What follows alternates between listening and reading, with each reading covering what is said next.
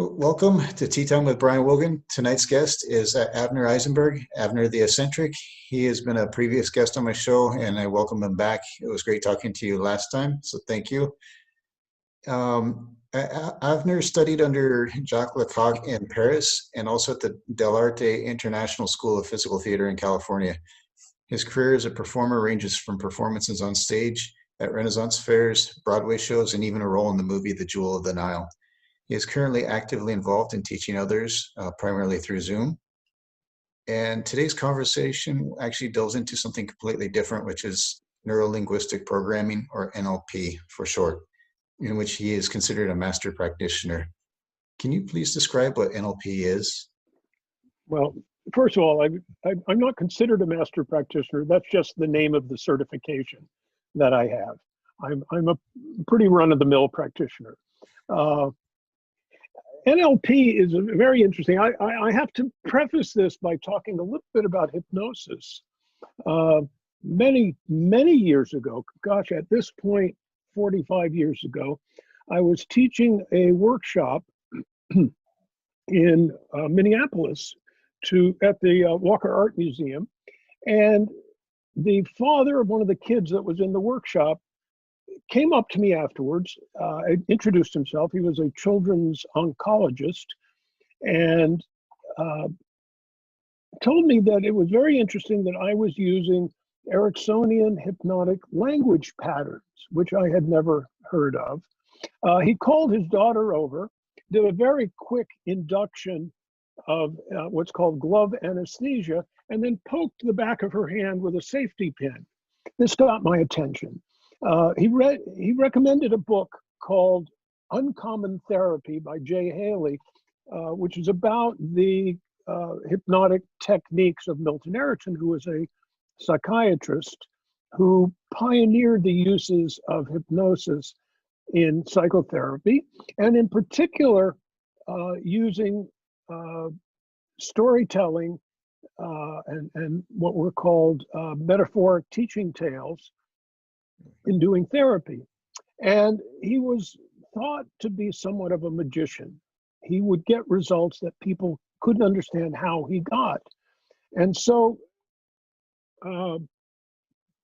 Richard Bandler and John Grinder, and it's a little funny talking about them because they're both still alive and still writing and promoting the art of NLP. They set out, one of them was a linguist and the other a computer specialist. And they set out to try and understand what Erickson and two other therapists were doing, and to figure out if they could teach someone else how to do it. And what they discovered, and this is explained quite specifically in the Patterns of the Hypnotic Techniques of Milton Erickson, it's a 2-volume set, that they discovered what my hypnosis teacher called useful fictions, a way of describing human experience and how we store and access memories, both useful and problematic, and discovered that we could change, while we can't change the past, we can change how the past affects our future. So NLP became a series of techniques which can be used to change a problem state into a resource state. Succinctly put. And that's kind of where this is why I'm glad you're here, because to me, neurolinguistic programming always kind of has a negative connotation with me. And the reason why I say that is there are aspects of it that I've seen that I can find scientific evidence to support.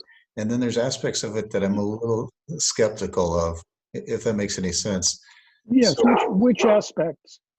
Well, like the ones I find merit in relooking or like anchoring or mirroring. Mm-hmm. Those former FBI hostage negotiator, I think, even mentioned using those in his trade and trying to get people to to do that. I never realized it was so psychology oriented. So it was very fascinating looking that up. And the fact that it's tied into your past, either good or bad, is kind of fascinating. Can you Mhm. go into that a little further, like as to how an example of something good or bad, impacts you in the present or in the future, maybe? Um, you had a near drowning experience on a family vacation when you were very young, and that imprinted on you. And anytime anyone talks about a vacation at the beach, you get this bad feeling, but you don't know why. Okay. Now, we can go in and in NLP, they talk about using deletions, distortions to create generalizations. So we can go back into that experience in a hypnosis NLP session. So at its purest form, NLP was just an explanation of what Erickson was doing. Uh, Let me give you an example of something that comes out of what's called the Milton model. Uh, I will make a suggestion to you that you do something that normally you would not do. And yet, in the way that I present it to you, I predict that you'll do it, and you'll do it very happily. As long as I don't cluck like a chicken, I'm okay. Oh, I'll have to show you another picture. Uh, okay, if we try this? Please, what's a little embarrassment? Oh, you won't be embarrassed at all. Okay, so before we start, I'm wondering if you can do this. Either hand? Oh, Yeah, wait. Okay. okay. Now, I will point out that I did not ask you to do this. Okay, you just asked me if I could. Okay. No, I didn't even ask you if you could. I told you I was wondering if you could. So Okay. I'm 2 steps away from asking you, and yet you very happily did it and even asked for some clarification to make sure you were doing it right. All right. And that concludes tonight's interview. Thank you. So that is one of these Ericksonian hypnotic language patterns that this doctor was talking about. That's fascinating. You've got that bad experience in you from the drowning event. This is kind of where the skeptic in me comes in. How do you ever replace that feeling? Because if something that profoundly strong you would think would leave a lasting impact every time you got near the water or something like that, and I'm a little Every skeptical that goes away. every person processes every event differently. Okay. So that two people can go through this exact same event, and one of them is traumatized for life, and the other goes, well, yeah, it happened, but so what? Uh, so the question is, what are we doing with that memory? And can we get access? So what we need to do and what we're able to do with a kind of clever interviewing is go in and figure out what the deletions and distortions are that What? created. Well, all you remember is that. Well, this isn't a good one because it's not something that actually that I know of that happened. Uh,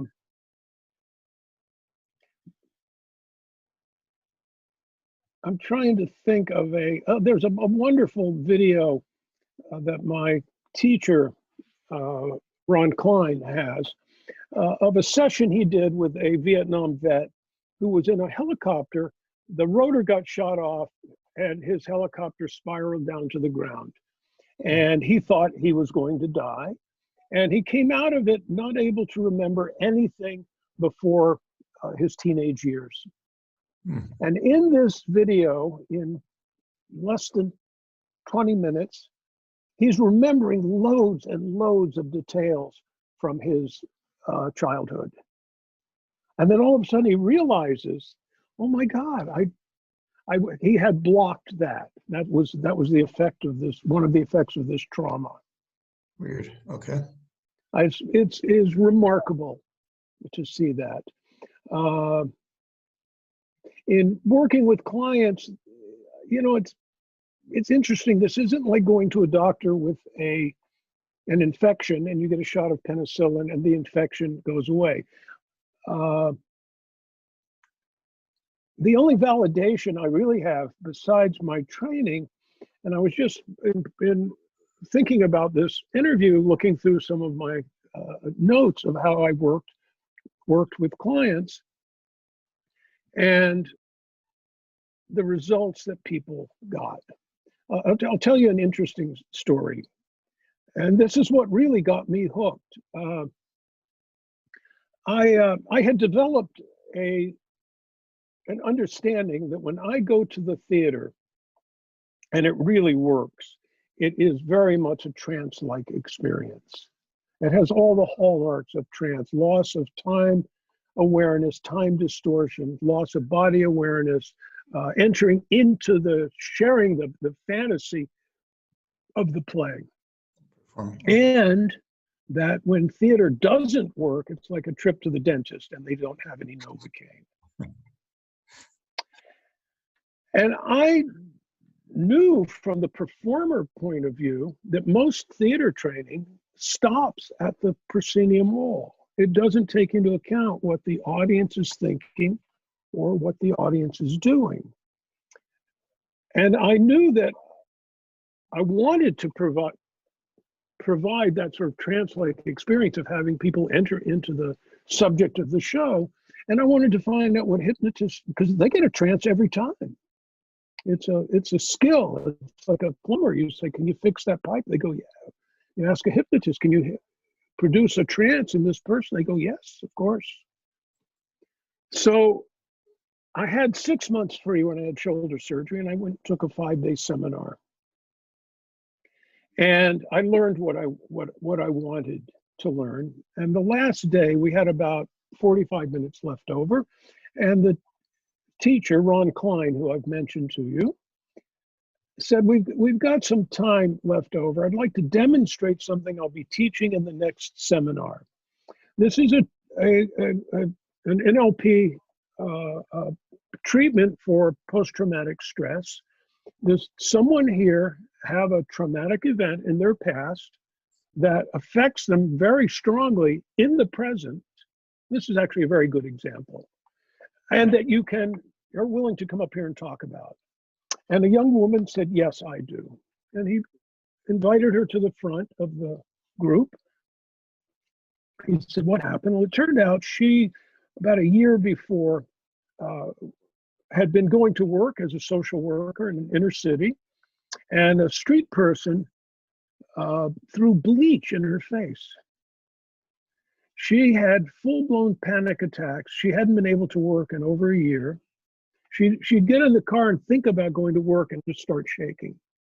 He said, okay, I want to, on a scale of 0 to 10, where 0, it doesn't bother you at all, how would you, sitting here in this classroom more than a year later, give me a number? She said 15. She was having a panic attack right there in class. He did this NLP procedure called a visual kinesthetic dissociation. Actually, visual kinesthetic double dissociation. And it took probably 15 or 20 minutes. He said, if we can cut that in half, would that be a acceptable outcome? She said, oh, yes. When he finished this procedure, she was down to about a 4 or 5. He said, you want to get it lower? She said, that'd be great. He did a little bit different procedure. And at the end of this one, it was a 2. And they talked about it and decided that a 2 represented a level of appropriate caution.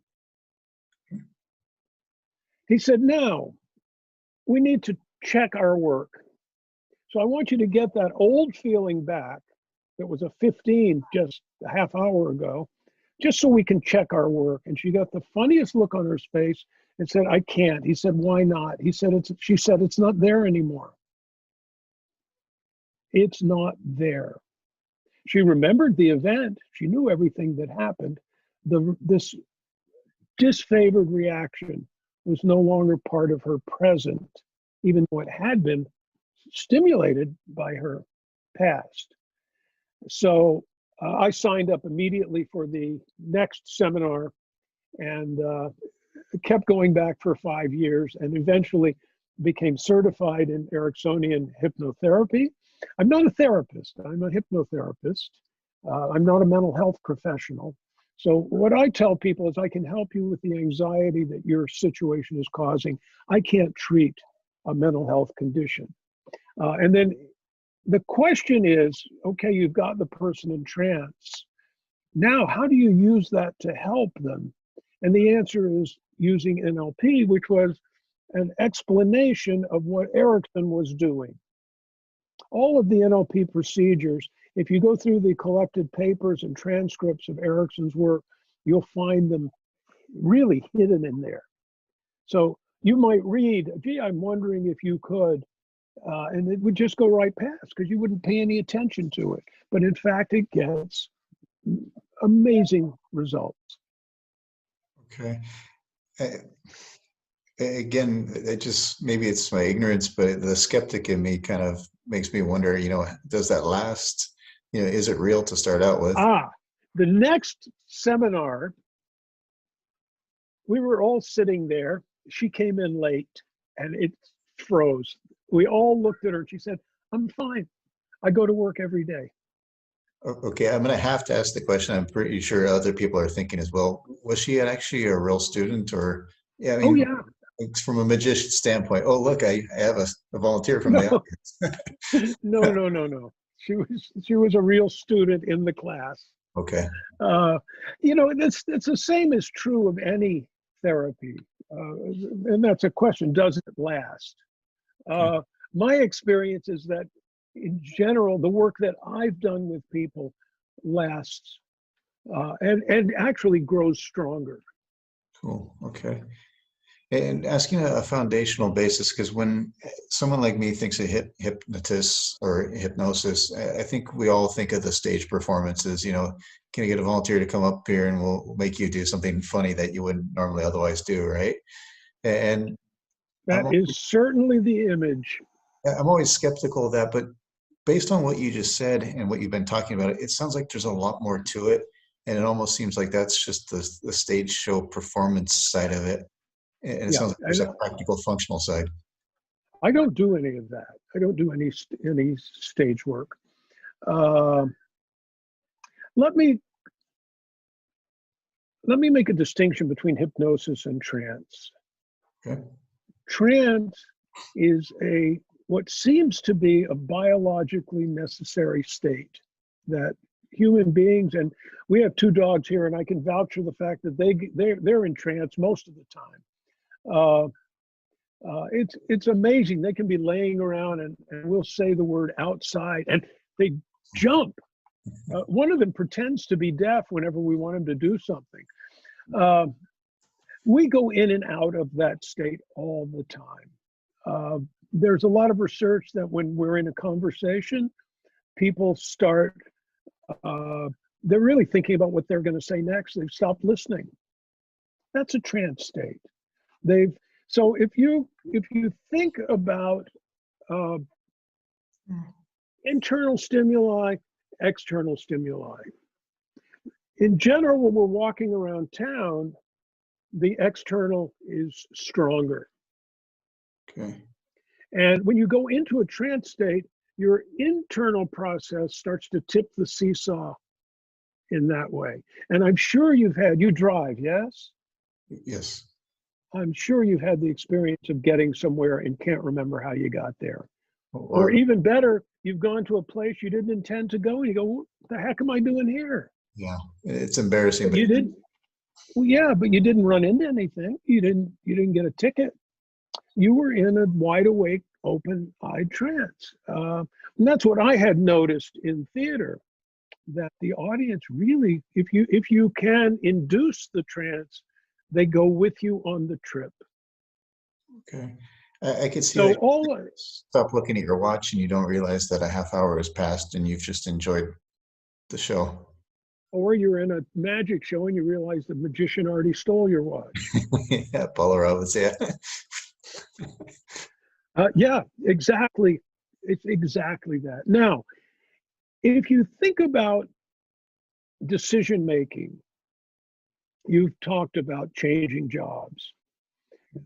If you think about major decisions that you've had to make, and you've spent time making lists, discussing, you realize if you really look back at it, you made the decision a long time ago. You're just building evidence to support it. Fortunately, that's true, yeah. Uh, in what's his name, Haidt, in the book The Righteous Mind, he talks about it's a question of how people can. It really addresses things in this current election season. How people can believe things that they know aren't true, and he talks about the fact that most of our decisions are made on an emotional level, and I would frame that as an unconscious or subconscious level, and then we use our intellect to build a case to justify it. Yeah, I remember watching a speech by Annie Duke, who's a author and a former professional poker player, mom, and all kinds of other things. Like everybody else is more than one thing. But she was basically making 2 points related to that. One, that basically there's a lot of things that we accept as being true, but we don't bother to fact check them because it's just not worth the mental energy and time and effort to go through life doubting every single thing in life. And then what you're talking about right there was that you would accept these things, but then worse than that is you'd then start finding facts to corroborate them when the baseline premise wasn't even true in the first place. And Confirmation bias. yeah, and that's scary to me. Yeah, but it's well researched, and it's really how we operate. It is. So there's a funny saying that I remember from my training that values are something we can never live up to, and beliefs are something we can never get around. Never live up to your values. Can you prove that the Earth is round? Oh no. Yes. It depresses me that that's even a question nowadays. Well, it's not a question about the Earth. It's a question about what we accept as truth and what we accept as proof. And what we basically do is defer to experts who we say, well, I trust this person. Okay. And if they say it's true, I don't need to see the rigorous proof of it. I will accept that as true. So as I said, all of this hypnosis and NLP stuff is a useful fiction.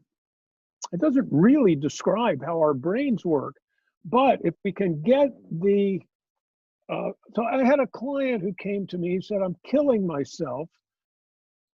I can't stop eating sugar. Okay. I said, okay, why don't you just stop? You don't need me. Just stop. He says, I can't. I said, why not? He said, I don't know. I go through the line at the grocery store and they have all that, and I find myself grabbing Snickers. And I said, do you want to change that? He said, yeah, I really would. I said, well, how do you want it to be? He said, I don't want to eat sugar. And I said, well, okay, that's what you don't want to be. What do you want? You can have a lot of time on your hands not eating sugar. What do you want it to be like? And what we did is construct a future vision of himself as not a sugar eater.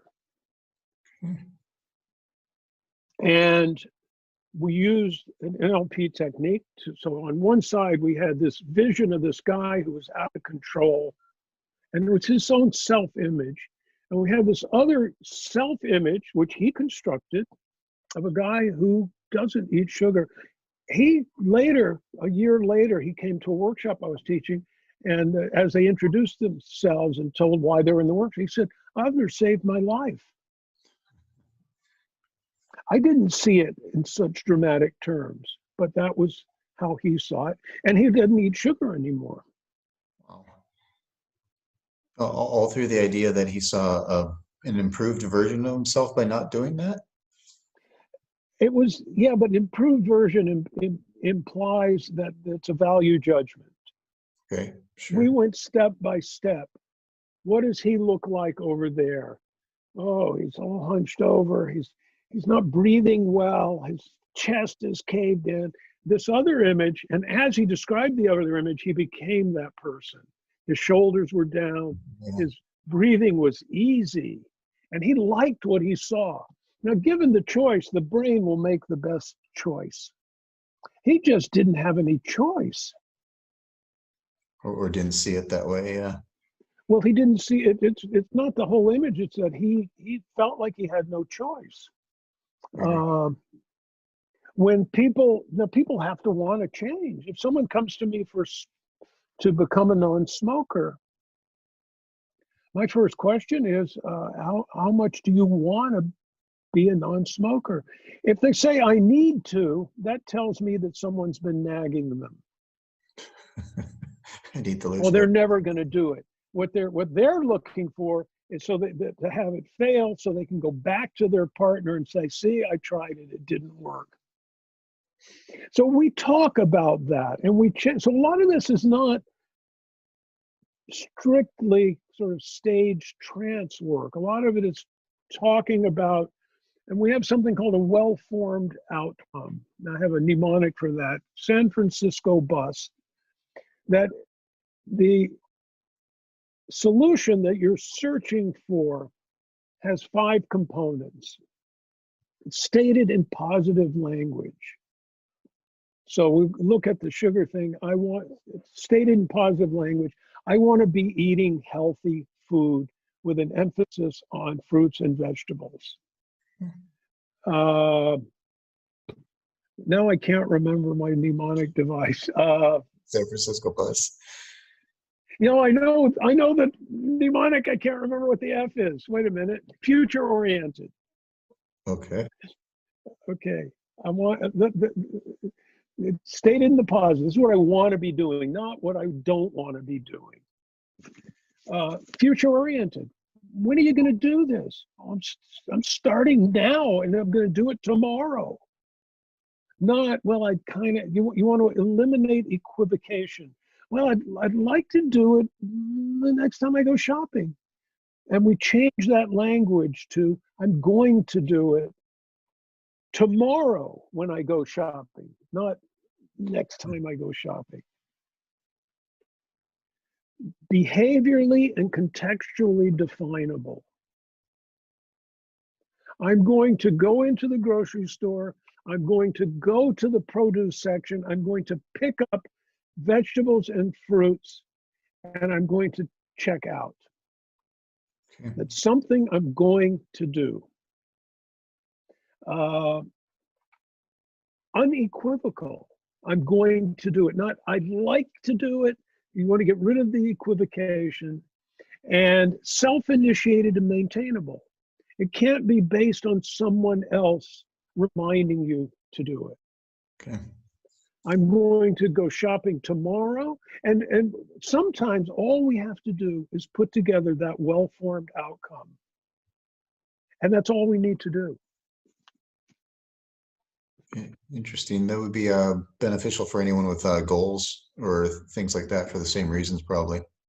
Absolutely. Absolutely. Motivation to exercise, motivation to control your weight.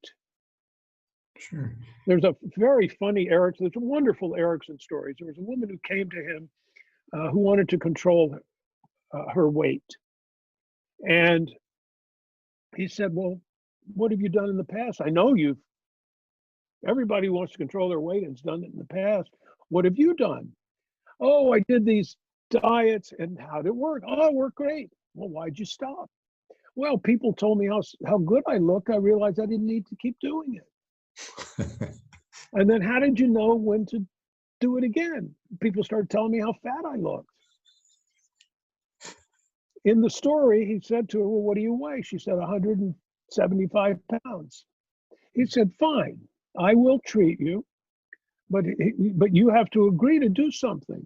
She says, yes, I'll do anything. He says, fine. You go home and you eat whatever you want, and when you get up to 185 pounds, you call me, and I'll help you. She called him a couple of weeks later, said, I'm up to 180. He said, no, I said 185. Finally, a month later, she got up to 185, called him, said, I did it. He said, now we know who controls your weight. Oh, no. He put her in charge. I'm hoping this had a positive outcome at the end that she dropped down. Oh, absolutely. I had a client who came to me. She was going on a hiking vacation in Ireland and needed to lose weight. Well, that's already a problem. Because of something else. Okay. Yeah, because that's externally focused. And we talked, and in talking, I said, well, what? And a lot of this, I view it as, you know, when you have dominoes set up, you only have to knock over the first one, and they all fall down. The theory and the practice is you knock over that first domino. We just have to get it started. People feel lost. They feel like they have no control. They feel like they have no choice. Turns out, I said, well, what's something you could do today, and this fitting into this well-formed outcome, what could you do today that would be a reasonable start? She said, well, every morning I leave the ferry terminal and I turn right and I go up India Street and I go by the bagel place and I stop and get a bagel with cream cheese. I do that every day and take it to the office, and I have that for my snack. We talked for a while. She decided it would be better if she had a different snack, if she didn't have that. So we talked about that, and now I know the city. And there was an interesting thing in our training. My teacher said one day, I can install a compulsion as easily as I can take it away. Really? And I played with that using self-hypnosis. I installed a compulsion to put the dry dishes away. And for the past, it's got to be 7 or 8 years, a dish can't stay in my dish drainer with the thought, I'll put it away later. I feel a little switch go. I'll do it right now. Okay. So I understand the compulsion to do something. Okay. So it's not always a negative.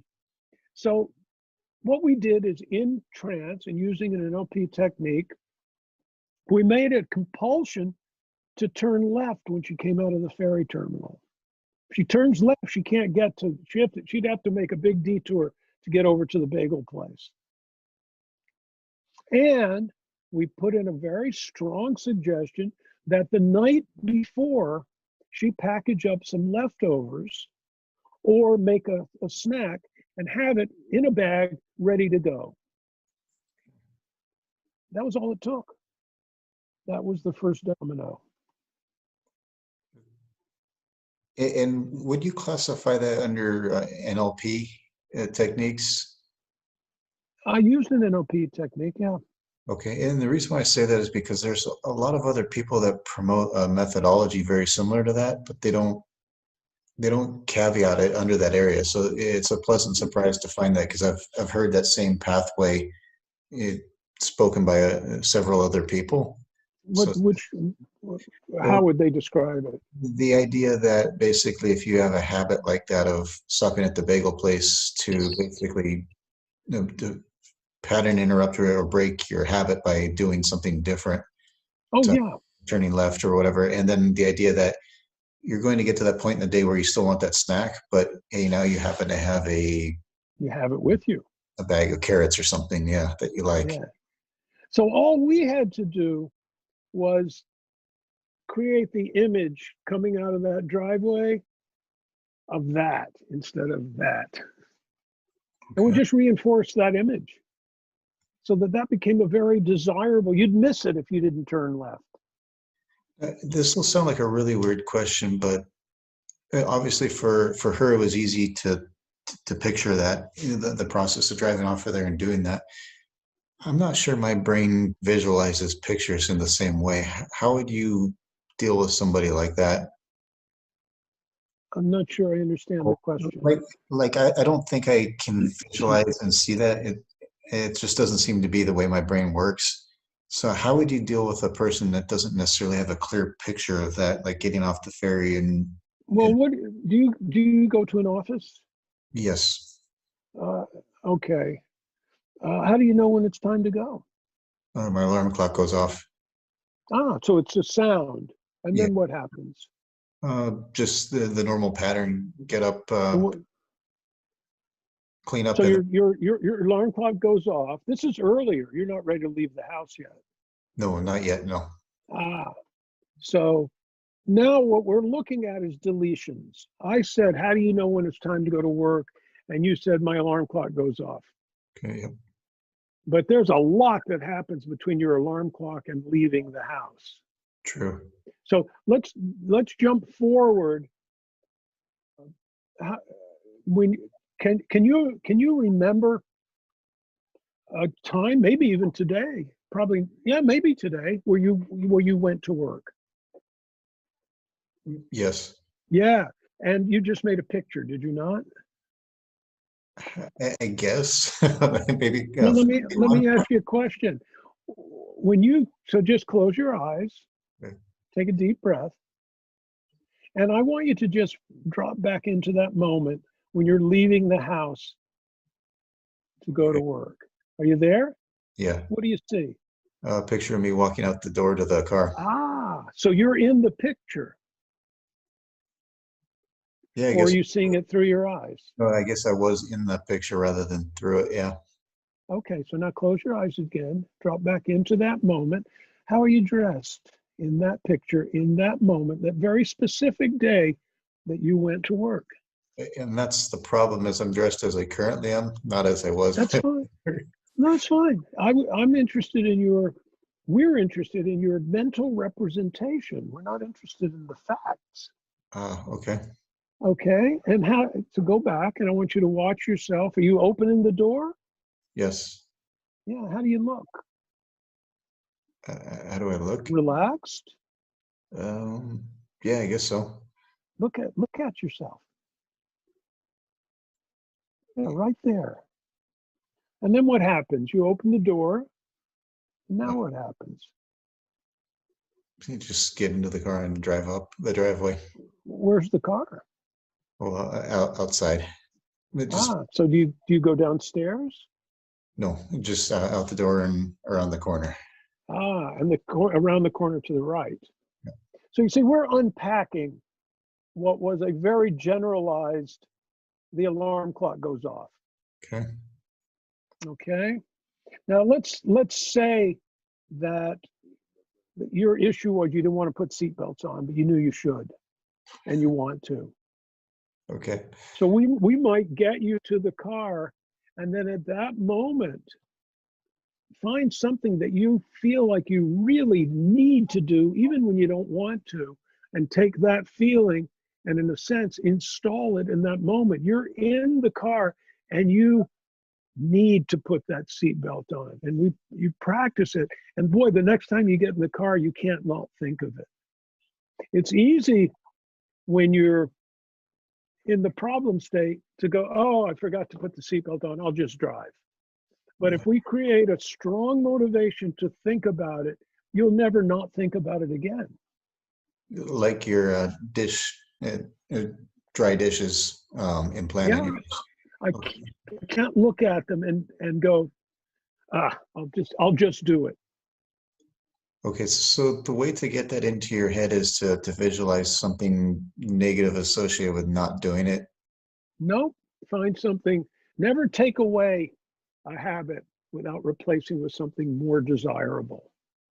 Okay, so let's use your dishes, your dry dishes. If you had somebody out there who's watching this that wanted to put a habit like that in there that was good, how would you suggest they go about doing that? They should find an Ericksonian hypnotherapist uh, and ask them to help them. This Okay. is not something to just learn from watching a podcast. Uh, Okay. Although once you know how to do it, once you've been trained in self-hypnosis, you can certainly uh, accomplish these kinds of things.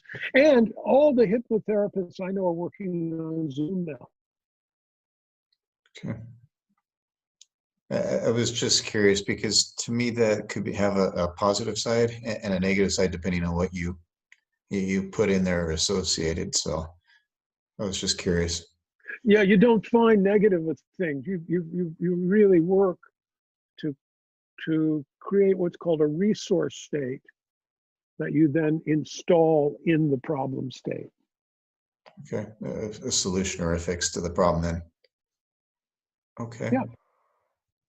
Um, I mean, you can see the overlap, but do you think these techniques have probably benefited you as a performer? Oh, absolutely. Uh, How so? well, I understand a lot more now about what the audience is experiencing and what I want them to experience. Uh, in my workshops, I've really concentrated on the notion of rapport and how to create it, how to maintain it, and an understanding of what you do to break it. Why would you want to break it? Because you would think that would be Well, the point to get you to. don't want to, but people do it all the time. When a performer does a trick and goes, what are they saying to the audience? Clap for me. Yeah. Well, good dogs. They're very obedient. Snack. We I'll tell you a little story. Yeah, exactly. Uh, and it breaks because what you want is the audience to have an emotional connection to you.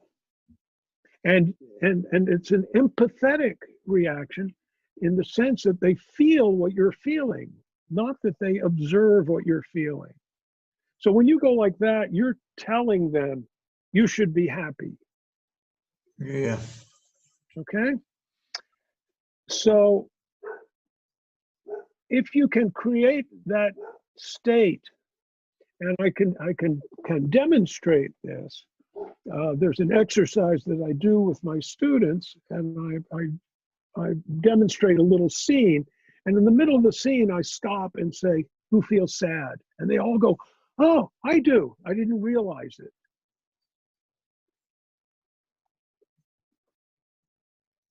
We came up with a really nice metaphor. We paint a picture in the mind of the audience. We use their paints and their brush. I'm sorry, their paints and their canvas. We're just the brush.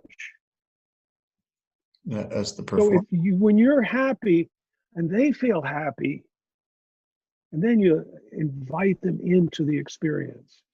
So I was working with a juggler who could juggle 8 objects. This is extraordinary. There are very few jugglers in the world who can do that. And he would catch them, but it was a fire drill to catch them all. And then he'd tell them to clap. And the clap was always half-hearted. And if he dropped 1 or 2, he'd have to scurry around. And sometimes he would make us sit through watching him juggle. We already knew he could juggle. What we came up with is he juggled the 8 things, and then he stopped and caught 1.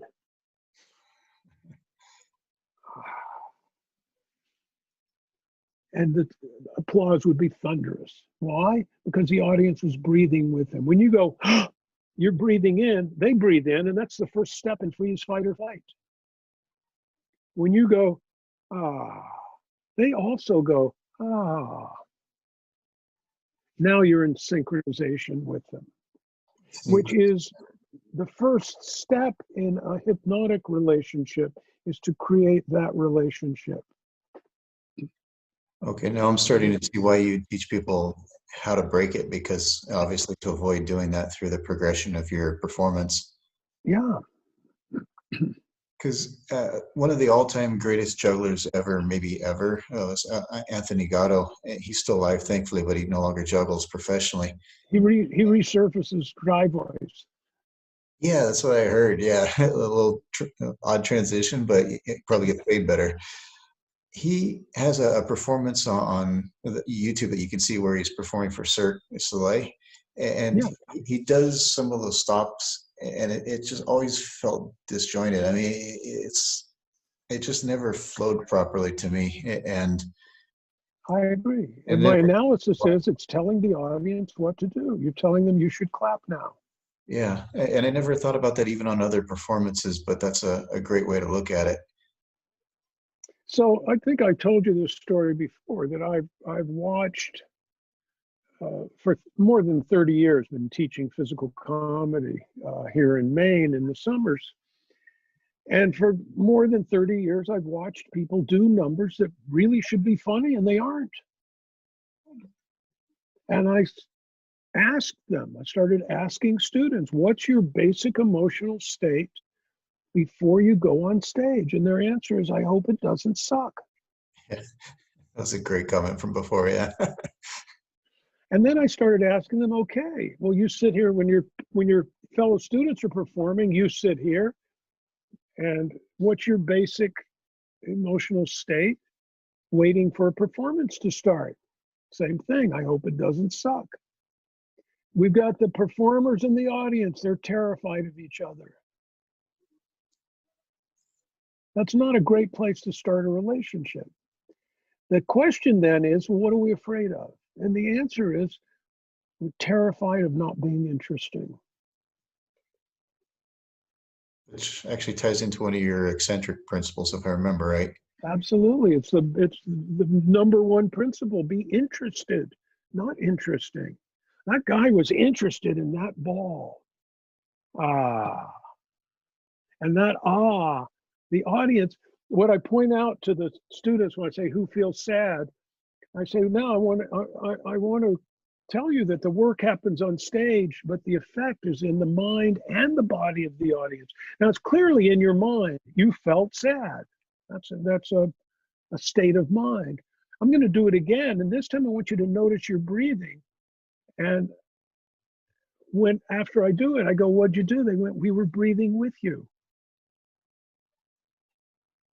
And they weren't aware of it. Why? Because breathing is primarily subconscious activity. So if we can get someone, and we can be aware of it, to breathe in sync with us, that goes a long way toward immediately establishing rapport and this empathy. Well, and I'll go ahead and ask this question. It wasn't something I ever thought about before this, but I get the feeling from you that you can either establish that rapport by interacting with the audience, or even not interacting with the audience, visibly, but through your performance and the way you do things in conjunction with them. So even though you're not involving them, maybe by coming up on the stage or something like that, your performance is still involving them by making them feel as if they're part of it. Absolutely. Just and it starts the first second that you're on stage. How would it start the first second, just in the manner you enter? No, this has to go back to our physiology and our sense of self-regulated safety. If you go into another room and pretend, for this case, but if you really do it, before you go into that room, and you probably do it in your house, even if not knowing if your wife is in the room or just anything's going on, we tend to inhale and then let it out. And it's very small. It's most people would deny that they're doing it, but when you bring it to their attention, they're absolutely doing it. Yeah. The first thing that happens when you go on stage involuntarily is, and that says, I'm looking for danger. The next thing you say is, there's no danger here. The message to the audience, again, a subconscious message, is I'm comfortable with you watching me. I always consider that to be a trait of a good performer. So the idea of studying hypnosis was to get control of that, not to let it be haphazard, not to let it depend on what my mood happens to be that day. My message to the audience every single time is, oh, you can watch. And then I'm going to sweep. I know it's boring. I didn't say it was funny. I like that. A silent routine to start out with, and then boring, which is obviously not the case. Related back to NLP and the process of performing, do you ever use any of the say mirroring of the audience? I mean, I don't know how you do that other than through the breathing. Well, rather than mirroring the audience, you create the situation where they mirror you. Okay. How? And what they mirror is your breathing. Okay, back to, all right. So for example, are you holding your breath? Yeah, actually I am. Uh-huh. Interesting. It's really bad, but yes. No, it's not bad. It's perfectly natural behavior, and it's pretty much hardwired. There you go again. Yeah. You feel it? Yes. But you're not aware of it. It's a subconscious thing. Now, notice this. I'm going to do the same thing again with you. Okay, what I observed when I inhaled and looked at you, you froze. As I exhaled, your head started moving. Relaxed. Okay. You were breathing out. I'll have to watch some clowns to see when they come out on stage at first to see what they kind of. They don't do that. Oh, they don't. Not many. That's interesting. Okay.